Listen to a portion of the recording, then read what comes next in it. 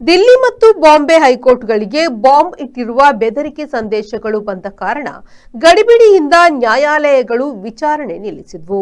ಮುಂಬೈ ಚಾರಿತ್ರಿಕ ಹೈಕೋರ್ಟ್ ಕಟ್ಟಡದಲ್ಲಿ ಕಾರ್ಯಕಲಾಪಗಳು ನಡೆದಿರುವಂತೆ ಬಾಂಬ್ ಇಟ್ಟ ಬೆದರಿಕೆಯ ಮಿಂಚಂಚೆ ಸಂದೇಶ ಬಂದಿದೆ.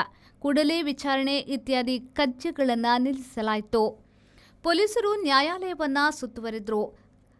ಬಾಂಬ್ ಪತ್ತೆ ಮತ್ತು ನಿಷ್ಕ್ರಿಯಗೊಳಿಸುವ ವಿಭಾಗದವರು ಶ್ವಾನದಳದೊಂದಿಗೆ ಕೂಡಲೇ ಸ್ಥಳದಲ್ಲಿ ಹಾಜರಾದರು. ವಕೀಲರು, ನ್ಯಾಯಾಧೀಶರು, ಕಕ್ಷಿದಾರರು, ಪ್ರತಿವಾದಿಗಳು, ಬಾರ್ ಅಸೋಸಿಯೇಷನ್ ಸಂಬಂಧಿತ ಎಲ್ಲ ಕಾರ್ಯನಿರತರನ್ನ ಬೇಗ ಕಟ್ಟಡದಿಂದ ದೂರ ಕಳುಹಿಸಲಾಯಿತು.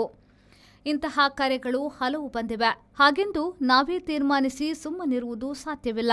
ಆದ್ದರಿಂದ ಕೂಡಲೇ ಎಲ್ಲಾ ಬಗೆಯ ಮುನ್ನೆಚ್ಚರಿಕೆ ಮತ್ತು ಬಾಂಬ್ ನಿಷ್ಕ್ರಿಯ ಕಾರ್ಯದಲ್ಲಿ ತೊಡಗಲಾಯಿತು ಎಂದು ಮುಂಬೈ ಕಾನೂನು ಪಾಲಕರು ತಿಳಿಸಿದ್ದಾರೆ. ಬಾಂಬೆ ಹೈಕೋರ್ಟ್ಗೆ ಬಂದಂತೆಯೇ ದಿಲ್ಲಿ ಹೈಕೋರ್ಟ್ಗೆ ಕೂಡ ಬಾಂಬ್ ಇಟ್ಟಿರುವ ಇಮೇಲ್ ಸಂದೇಶ ಬಂದಿದೆ. ಕೂಡಲೇ ದಿಲ್ಲಿ ಹೈಕೋರ್ಟ್ನ ಕಾರ್ಯಕಲಾಪ ನಿಲ್ಲಿಸಿ ಸಂಪೂರ್ಣವಾಗಿ ಹೈಕೋರ್ಟ್ ಮತ್ತು ಅದರ ಎಲ್ಲಾ ಮೂಲೆಗಳಲ್ಲಿ ಬಾಂಬ್ಗಳಿಗಾಗಿ ಕ್ರಮ ಪ್ರಕಾರ ಹುಡುಕಲಾಯಿತು.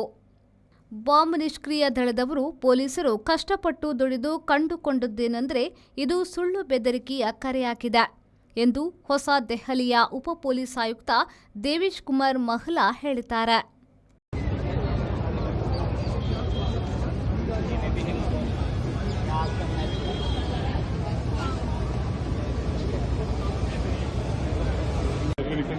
File